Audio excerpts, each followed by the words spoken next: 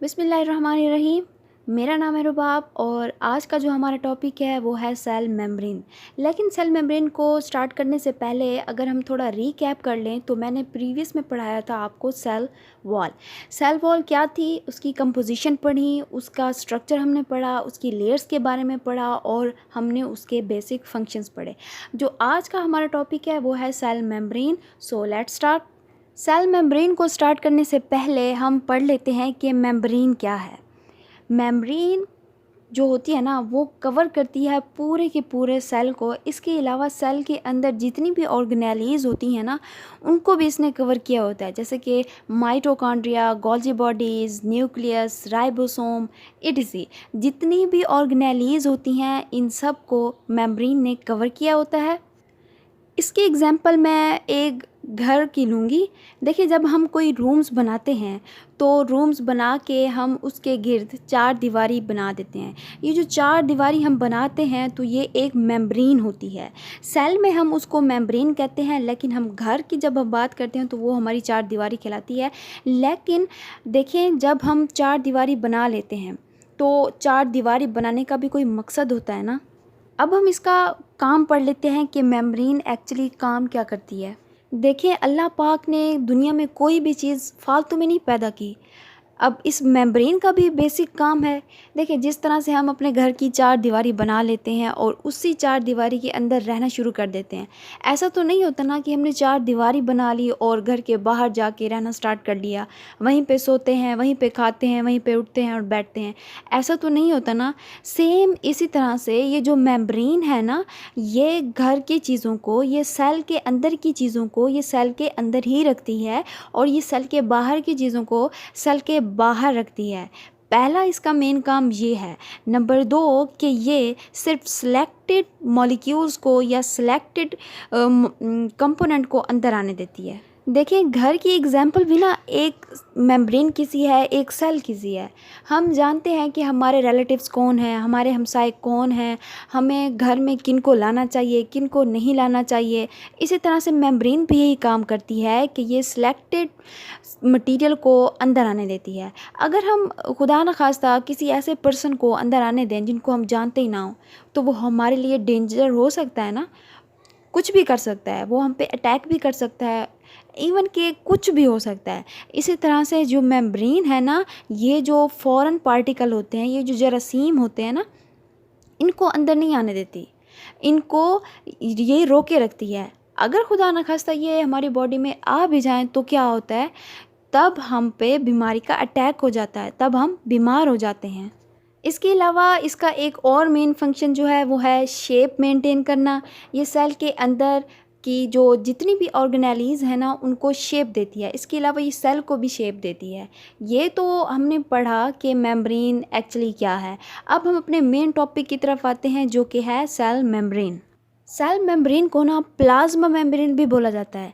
इसके अलावा इसको प्लाज्मा लेमा भी बोला जाता है या फिर बायोलॉजिकल मेम्ब्रेन भी इसको कहते हैं। देखें, जिस तरह से प्रोकैरियोट हैं या फिर यूकैरियोट हैं, उन सब में मेम्ब्रेन मौजूद होती है। अब मेम्ब्रेन क्या करती है, सेल मेम्ब्रेन क्या काम करती है यूकैरियोट और प्रोकैरियोट में।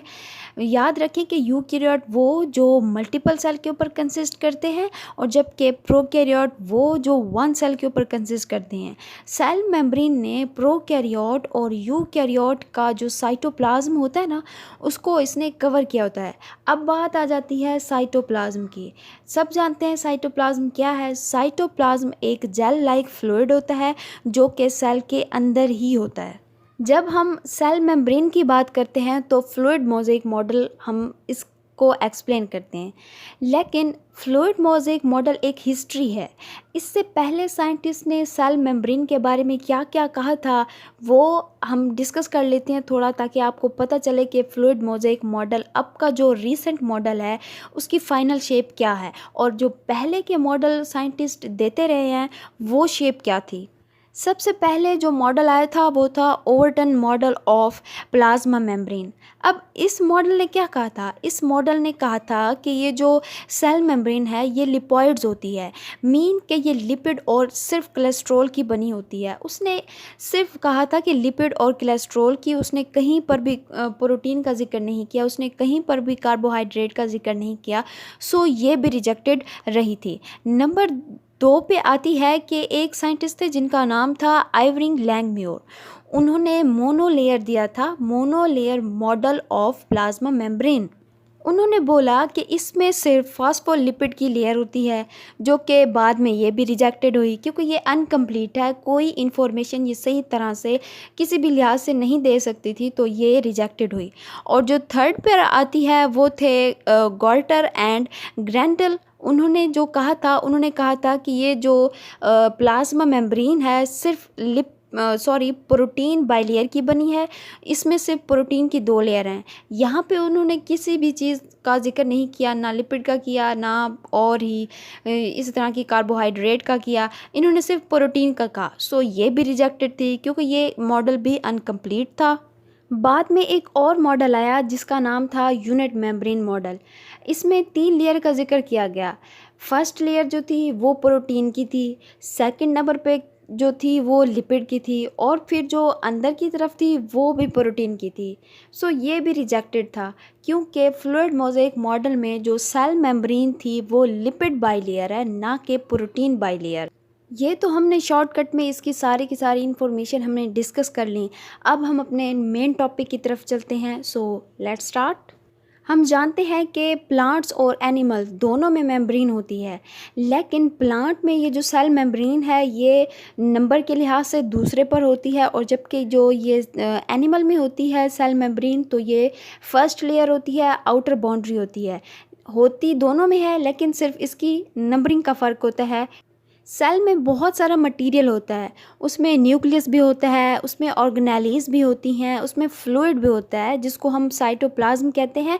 इस तरह ये सारे के सारे स्ट्रक्चर को जिस चीज़ ने कवर किया होता है इसको हम सेल मेम्ब्रेन कहते हैं। यहाँ पे अगर हम डायग्राम में ज़रा गौर करें तो ये एक सिंपल ये डायग्राम है, यहाँ पे आपको थोड़ा सा एक्सप्लेन करने के लिए बताया है। देखें ये जो सेल है इसने पूरे के पूरे अंदरूनी मटेरियल को इसने कवर किया हुआ है, इसने अंदर का मटेरियल सारा का सारा कवर किया हुआ है। ये जो बाहर की जो लाइन है, ये जो बाहर की जो कवरिंग है जो हमें छोटे छोटे सर्कल की शक्ल में हमें नज़र आ रही है, ये प्लाज्मा मेम्ब्रेन है, इसने पूरे के पूरे सेल को कवर किया हुआ है। इसके एग्जाम्पल में मैं बता सकती हूँ जैसे कि एक एग होता है या फिर एक ऑरेंज। एग की जो शेप होती है वो तो सब जानते ही हैं। देखिए बाहर की जो एग की कवरिंग होती है उसने अंदर वाले मटेरियल को प्रोटेक्ट किया होता है, ठीक है। इसी तरह से जो सेल मेम्ब्रेन होती है ना, सेल मेम्ब्रेन के अंदर 2 तरह का इन्वायरमेंट होता है। अब इस डायग्राम में ज़रा गौर करें कि ये जो सेल के अंदर है ना, ये जो ब्लू ब्लू हमें नज़र आ रहा है ये सेल के अंदर का माहौल है, और इसके बाहर, इस लेयर के बाहर जो इन्वायरमेंट होगा वो सेल का बाहर का इन्वायरमेंट है। सेल के अंदर के इन्वायरमेंट को हम बोलते हैं इंट्रासेलुलर इन्वायरमेंट या फिर इंट्रासेलुलर फ्लूइड, और सेल के बाहर वाले इन्वायरमेंट को हम बोलते हैं एक्स्ट्रा सेलुलर फ्लूइड या फिर एक्स्ट्रा सेलुलर इन्वायरमेंट। अब सेल मेम्ब्रेन क्या करती है? सेल मेम्ब्रेन ये करती है कि ये जो सेल के अंदर का जो फ्लूइड है या सेल के बाहर का फ्लूइड है, सेल के अंदर का इन्वायरमेंट और सेल के बाहर के इन्वायरमेंट को एक दूसरे से मिक्सअप नहीं होने देती। सेल मेम्ब्रेन सेपरेशन का काम करती है, बाहर के और अंदर के फ्लूइड को मिक्स नहीं होने देती, एक ब्रिज का काम करती है ताकि इसमें जो मटेरियल हैं वो बाहर से अंदर ना आ सके और अंदर से बाहर इजीली ना जा सके। If we define plasma membrane, it is a thin, delicate, elastic living boundary present in animal cell. एक और डायग्राम में इसका माइक्रोस्कोपिक व्यू दिखाया गया है। देखिए इसमें जो ब्लू कलर का हमें नज़र आ रहा है वो एक लिपिड की लेयर है, नीचे जो ऑरेंज कलर में दिखाई दे रहा है वो भी लिपिड की लेयर है। लेकिन हम यहाँ पे इसको थोड़ा सा स्किप करते हैं, आगे चल के हम इसको डिटेल से पढ़ते हैं कि ये क्या है। अब यहाँ पे सवाल ये पैदा होता है कि ये प्लाज्मा मेम्ब्रेन क्या है। प्लाज्मा मेम्ब्रेन जो है वो है सिलेक्टिवली परमिएबल मेम्ब्रेन, ठीक है, यहाँ पे मैंने आपको पहले ही क्लियर कर दिया है कि ये जो मेम्ब्रेन है सिर्फ अपने जानने वाले मटेरियल को ही अंदर आने देगी, बाकी जो ये जिस मटेरियल को नहीं जानती ये उसको अंदर नहीं आने देगी। मीन कि ये एक गार्ड का काम करती है, ये एक बॉर्डर का काम करती है, ये अपने जानने वालों को तो अंदर आने देगी।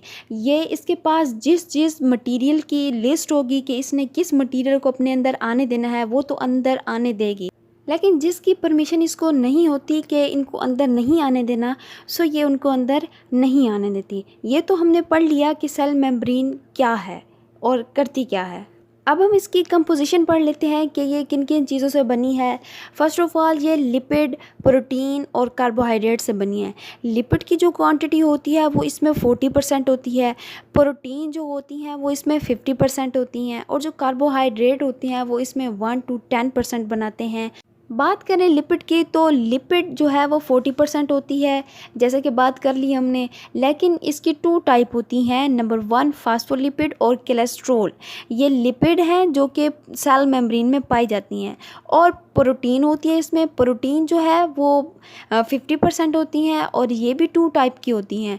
एक होती है इंट्रिंसिक प्रोटीन और दूसरी होती है एक्सट्रिंसिक प्रोटीन, ये हम आगे चल के डिस्कस करते हैं। और जो थर्ड पर होती है वो है कार्बोहाइड्रेट। कंपोजिशन के हवाले से अगर हम बात करें तो पहले हम लिपिड को डिस्कस कर लेते हैं। लिपिड जो होता है एक्चुअली बाई लेयर होता है, बाई मीन 2, यानी कि ये 2 लेयर होती है। एक लेयर तो इसके सेल के अंदर ही होती है, जबकि इसकी दूसरी लेयर जो होती है ना वो सेल की सरफेस पर होती है, बाउंड्री पर होती है। ठीक है, अब इसमें जो होते हैं वो 2 टाइप का स्ट्रक्चर होता है। एक तो जो लिपिड है ना इसका एक हेड होता है और एक इसमें टेल होती है। यहाँ अगर हम डायग्राम के ऊपर ज़रा गौर करें तो हमें जो ऊपर वाली लेयर के ऊपर जो हमें सर्कल नज़र आ रहे हैं ये इसका हेड है, और जो अंदर की तरफ हमें 2 लाइन सी लटकी नज़र आ रही हैं ये इसको हम टेल बोलते हैं। ठीक है ना, ये जो हेड होता है ये बाहर की तरफ होता है। हेड बाहर की तरफ क्यों होता है? क्योंकि ये हाइड्रोफिलिक है। हाइड्रोफिलिक का मतलब ये है कि वाटर लविंग है, वाटर को अट्रैक्ट करते हैं। इसका जो हेड है वो पोलर है, इसलिए पानी के साथ अट्रैक्ट हो जाएगा। इसके अलावा अगर हम इसकी टेल को देखें तो वो लिपिड है, लिपिड की बनी है, तो वो नॉन पोलर है। तो नॉन पोलर जो है वो नॉन पोलर थिंग्स को ही अट्रैक्ट करती हैं, तो वो पानी के साथ कोई उनका लेना देना नहीं होगा, तो वो पानी को क्या करेगी? रिपेल्ड करेगी। ये जो टेल है ये हाइड्रोफोबिक टेल होती है, वाटर रिपेल्ड होती है। बात करें अगर हम प्रोटीन की तो इसमें जो प्रोटीन होती हैं वो 2 टाइप की होती हैं, इंट्रिंसिक और एक्सट्रिंसिक। इनके नेम से ही शो कर रहा है कि इंट्रिंसिक का मतलब क्या है। इंट्रिंसिक मतलब इंटरनल, इनर साइड, और जो एक्सट्रिंसिक है, एक्सट्रिंसिक एक्सटर्नल या एग्जिट साइड के ऊपर होगी। तो ये इसमें जो प्रोटीन है 2 टाइप की होती हैं।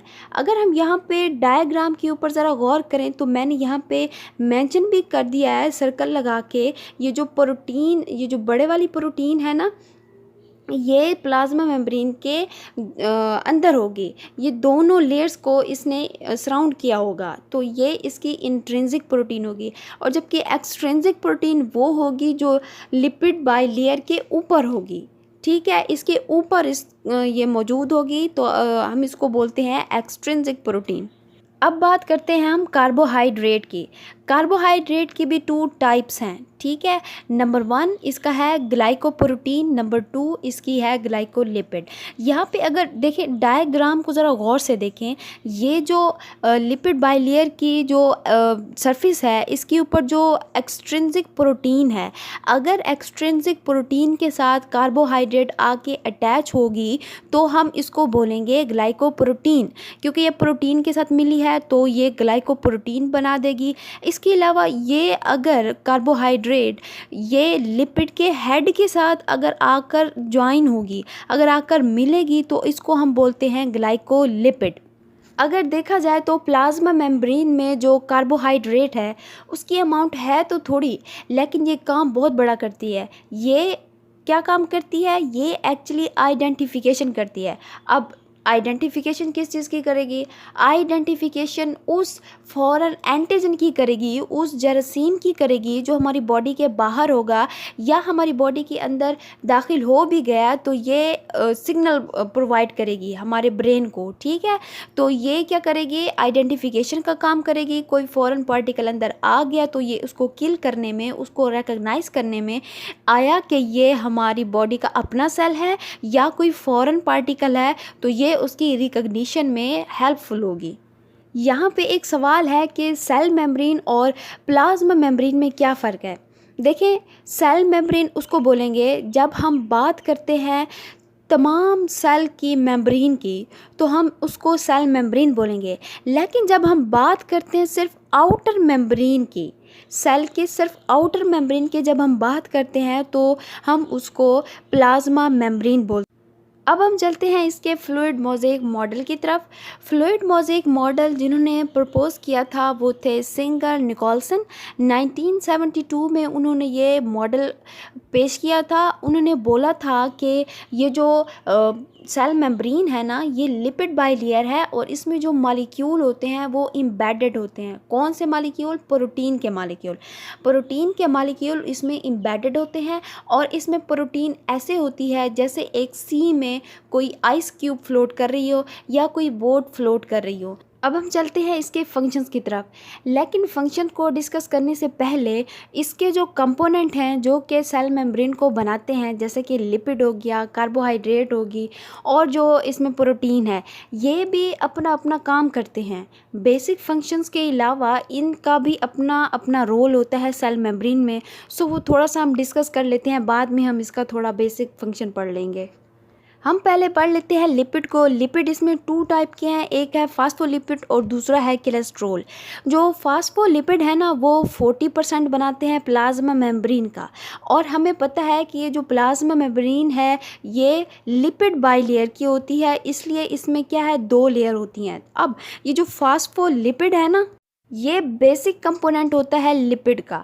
इसमें मैंने पहले भी आपको बता दिया है कि ये जो लिपिड की लेयर होती है ना, ये जो लेयर होती है इसकी ये हेड और टेल की बनी होती है। और हेड और टेल का काम क्या होता है कि ये बाहर के एनवायरनमेंट को और अंदर के एनवायरनमेंट को क्या करती है कि ये मेंटेन रखती है। अंदर के फ्लूइड को और बाहर के फ्लूइड को मिक्सअप नहीं होने देती, ये इसका मेन फंक्शन है। इसके अलावा ये सेमी परमिएबल का काम भी करती है। मीन कि ये जो स्मॉल मॉलिक्यूल होते हैं ना, जैसे कि ऑक्सीजन हो गई या कार्बन डाइऑक्साइड हो गई, तो ये इस तरह के मॉलिक्यूल्स को अंदर आने देती है। बाकी जो बड़े मॉलिक्यूल्स होते हैं जैसे कि प्रोटीन वगैरह हो गई, इस तरह के कुछ और भी कंपोनेंट होते हैं जिनको इसने अंदर नहीं आने देना, तो ये अंदर नहीं आने देती, ये चेक आउट का काम करती है।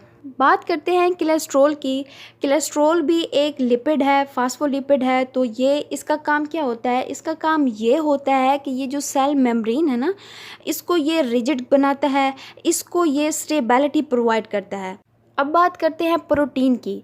पहले भी डिस्कस कर लिया है कि जो प्रोटीन है वो 2 टाइप की होती है, इंट्रिंसिक और एक्सट्रिंसिक। अब इंट्रिंसिक की भी 2 टाइप होती हैं, एक होती है पार्शली एम्बेडेड और दूसरा होती है टोटली एम्बेडेड। डायग्राम में ज़रा गौर करें तो ये जो येलो में हमें एक छोटा सा सर्कल नज़र आ रहा है, मीन कि ये पूरी की पूरी सेल मेम्ब्रेन की ये जो बाई लेयर है ना उसमें नहीं है, लेकिन ये थोड़ी सी अंदर को है, थोड़ी सी बाहर को है। ये क्या है? ये पार्शली एम्बेडेड है। लेकिन जो दूसरी है वो पूरी की पूरी एम्बेडेड है सेल की फर्स्ट लेयर से लेकर सेल की सेकंड लेयर तक। तो ये इसको हम बोलते हैं टोटली एम्बेडेड। ये जो टोटली एम्बेडेड है ना, टोटली एम्बेडेड इंट्रिंसिक प्रोटीन, ये काम क्या करती है?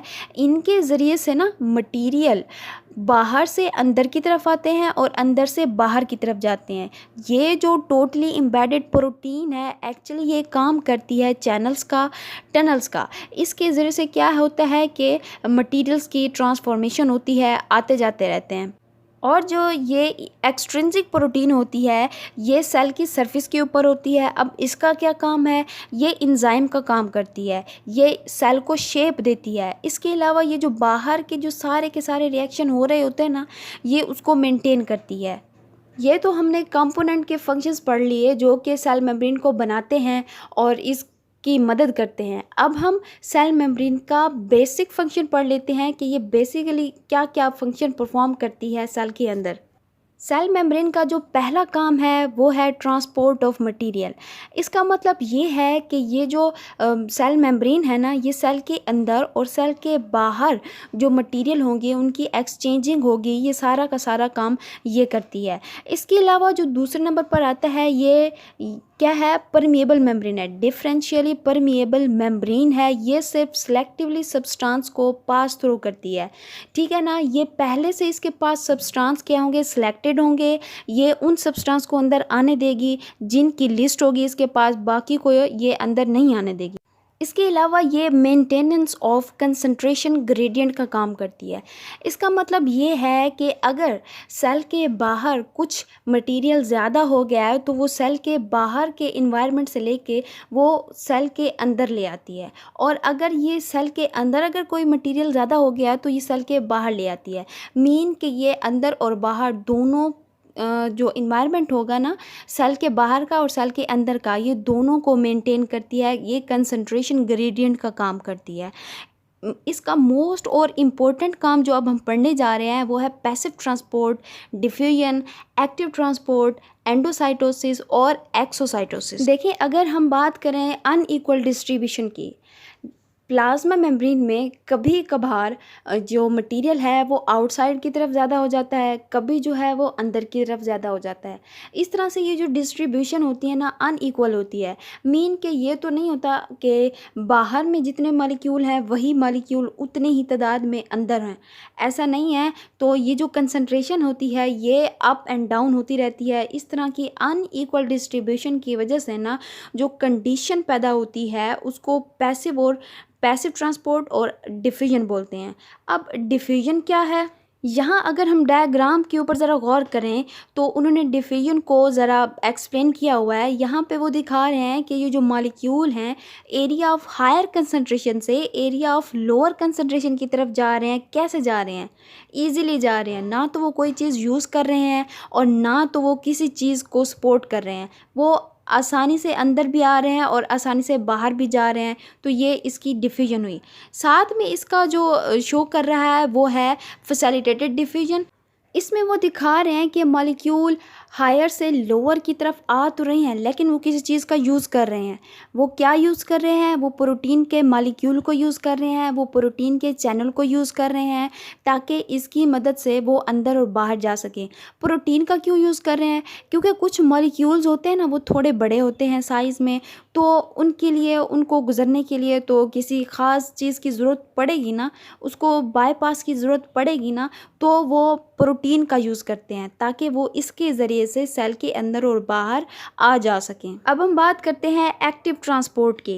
एक्टिव ट्रांसपोर्ट पे भी मॉलिक्यूल जो हैं वो मूव करते हैं, ठीक है, लेकिन इधर जो मूवमेंट होती है थोड़ी सी डिफरेंट होती है। कैसे, पहले हमने पढ़ा कि डिफ्यूजन और फैसिलिटेटेड डिफ्यूजन में जो मॉलिक्यूल हैं वो एरिया ऑफ हायर कंसंट्रेशन से एरिया ऑफ लोअर कंसंट्रेशन में आ रहे थे, लेकिन एक्टिव ट्रांसपोर्ट में एरिया ऑफ लोअर कंसंट्रेशन से एरिया ऑफ हायर कंसंट्रेशन में जाएंगे with the help of expenditure of energy.